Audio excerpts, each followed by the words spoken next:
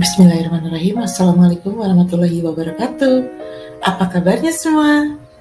Semoga selalu sehat walafiat, tidak kurang satu apapun. Dan jangan lupa selalu menjaga protokol kesehatan. Baiklah, saya Rizka Tika akan membahas tentang segi empat. Tapi sebelum itu, saya akan memaparkan terlebih dahulu tentang matematika geometri. Karena segi empat adalah termasuk geometri. Matematika menjadi salah satu mata pelajaran yang sangat menunjang dalam peningkatan sumber daya manusia. Karena itu, dalam mempelajari matematika, siswa dilatih proses berpikirnya dalam menyelesaikan masalah secara sistematis, logis, dan luas. Matematika itu kunci ke arah peluang keberhasilan. Pembelajaran ilmu yang dipersiapkan agar mampu memberikan aplikasi yang berguna bagi kehidupan sehari-hari ini sejalan dengan matematika merupakan dasar dari perkembangan iptek yang pengaruhnya sangat penting dalam kehidupan sehari-hari. Komponen-komponen yang berpengaruh dalam pendidikan matematika pertama adalah materi, kedua anak yang belajar, ketiga sekolah dan guru yang mengajar, keempat realistis lingkungan. Komponen itu perlu saling berkaitan dan dikaitkan secara bermanfaat. Salah satu yang dapat diasumsikan bahwa keberhasilan siswa dalam belajar matematika ditunjukkan dengan tercapainya kemampuan matematis siswa yang dinyatakan dalam tujuan pembelajaran matematika. Peran terbesar guru matematika dalam pembentukan pengetahuan baru pada siswa adalah menciptakan suasana yang aktif dalam pembelajaran. Salah satunya menerapkan model pembelajaran dengan mempertimbangkan minat dan kemampuan siswa. Tujuan dan sasaran pembelajaran evaluasi yang digunakan ketika dalam proses siswa mengalami kesalahpahaman di tingkat manapun, maka peran guru yang menghilangkan kesalahpahaman tersebut. Guru dengan mengetahui terlebih dahulu kekurangan dan kesalahpahaman siswa dalam memahami konsep matematika sangat penting. Pemahaman konsep siswa yang baik akan mudah bagi siswa mendapatkan kemampuan matematika yang lain, seperti kemampuan komunikasi dan pemecahan masalah. Secara spesifik dalam pembelajaran geometri, menyatakan bahwa pemahaman geometri siswa itu tergantung pada partisipasi aktif mereka dalam kegiatan yang dirancang dengan baik dan tujuan yang tepat dari pelajaran konteks studi keterlibatan dalam diskusi daripada menghafal.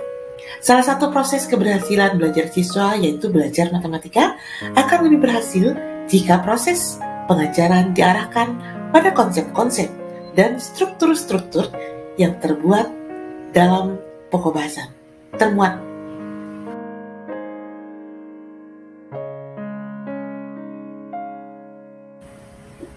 materi kita adalah macam-macam segi empat. Ya, macam-macam segi empat. Segi empat itu apa? Ini segi empat. Sisinya sudah pasti ada empat. Tapi dengan sisinya ada empat itu ternyata bermacam-macam.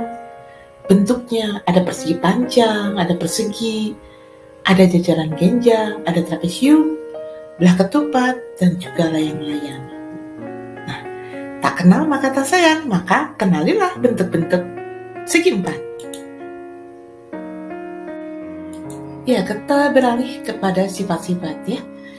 Yang pertama adalah sifat persegi. Sifat persegi. Karena memiliki empat sisi yang sama besar, maka mempunyai empat sumbu simetri.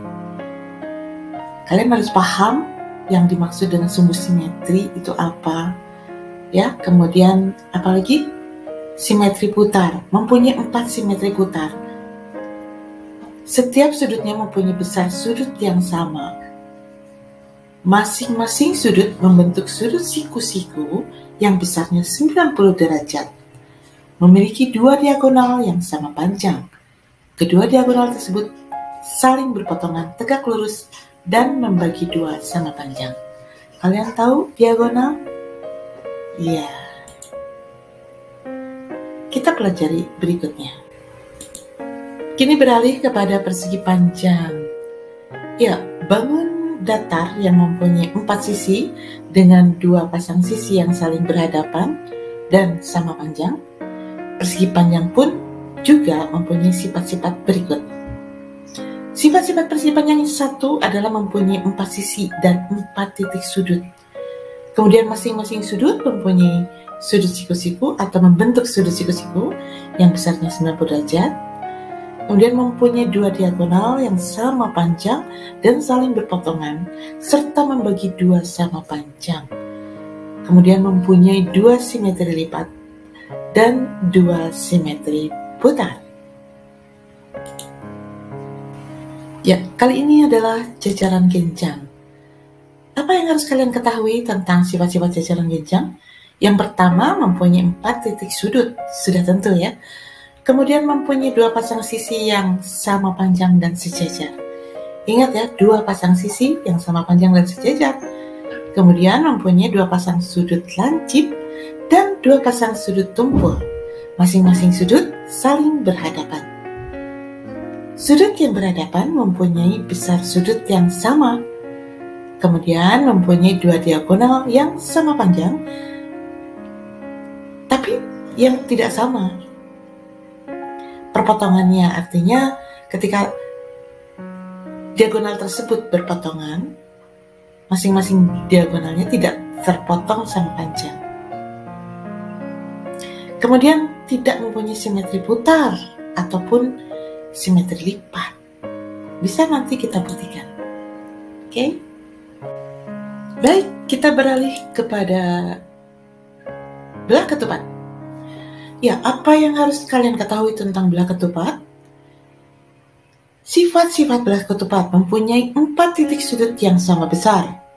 Kemudian mempunyai 2 pasang sudut yang berhadapan dan sama besar. Mempunyai 2 diagonal dan berpotongan tegak lurus. Mempunyai 2 simetri lipat dan simetri putar tingkat 2. Baik, nanti kita akan buktikan ya. Baiklah, kita beralih ke layang-layang. Kalau kalian waktu kecil pasti sering main layangan. Tapi di sini bukan layangan, istilahnya tapi layang-layang. Bentuknya seperti layangan. Sifat-sifat layang-layang mempunyai 4 titik sudut, ya. Mempunyai 2 pasang sisi yang ukurannya sama panjang. Mempunyai 2 sudut yang sama besar. Mempunyai 2 diagonal dan keduanya berpotongan saling tegak lurus. Salah satu diagonalnya membagi diagonal yang lain dengan ukuran yang sama panjang, hanya mempunyai 1 simetri lipat. Ya, selanjutnya adalah trapesium. Trapesium itu ada 2, ada 3 ya, sembarang 1. Kita bahas 2 saja ya, trapesium sama kaki. Trapesium sama kaki itu sifatnya mempunyai 4 titik sudut yang terdiri dari sudut tumpul dan sudut lancip. Kemudian mempunyai sepasang sisi yang sejajar, yaitu bagian kaki dan 2 sisi lainnya. Itu tidak sama panjang. Mempunyai 2 sudut alas yang sama besar. Kemudian mempunyai 2 sudut pada sisi atas yang sama besar. Mempunyai 2 diagonal yang sama panjang. Nanti bisa dilihat ya gambarnya. Lanjut ke trapesium siku-siku. Trapesium siku-siku mempunyai 4 titik sudut yang terdiri dari sepasang sudut siku-siku, 1 sudut lancip, dan 1 sudut tumpul. Panjang keempat sisinya tidak sama panjang. Mempunyai 2 diagonal yang membagi 2 tidak sama panjang. Itu yang harus diingat ya. Ya, kalau kalian lihat ini adalah pengubinan dengan parabolis. Jadi kalian itu bisa improve saja garis-garis ini ya. Garis-garis ini bisa didapat dari kalian sendiri yang memasangkannya. Jaraknya misalkan apakah mau dibagi 4, mau dibagi 3, ini jaraknya. Bebas ya. Mau dibagi 6, silakan. Kemudian tarik garis sehingga nanti membentuk sendiri seperti parabola. Tapi itu dibentuknya oleh garis-garis ini. Jadi bukan kita yang membentuk. Nah, kemudian tengahnya kenapa kok bisa kosong? Ya improv saja, silakan. Tengahnya berisi apa? Itu bebas saja.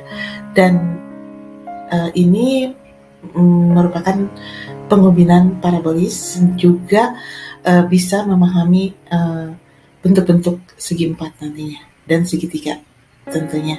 Ya, kemudian diwarnai dan pasti akan menarik.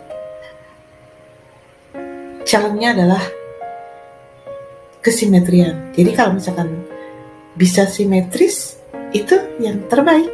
Oke? Ya, satu lagi adalah pengubinan segi empat. Ini bukan contoh yang terbaik ya. Ini aku ambil segi 6. Harusnya segi 4 ya. Harusnya layang-layang, jajaran genjang, trapesium yang kalian buat. Karena di sini bukan segi 4, ini segi 6. Jadi kalau kalian buatnya segi 4 ya, yang terintegrasi dengan motif batik nantinya.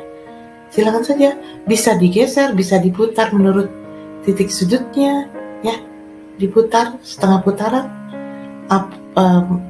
dibalik ataupun digeser sehingga bentuknya akan sama ya, bentuknya akan sama. Kemudian silakan improv saja. Jadi pengubinannya satu tidak boleh bertumpuk ya, harus rapat seperti ini dan harus penuh dalam satu halaman. Itu ya. Oke, selamat mengerjakan. Mudah-mudahan kalian sukses untuk materi segi 4 ini. Jangan lupa untuk kenali sifat-sifatnya. Oke, terima kasih sudah memperhatikan video ini. Jangan lupa like and subscribe. Wassalamualaikum warahmatullahi wabarakatuh.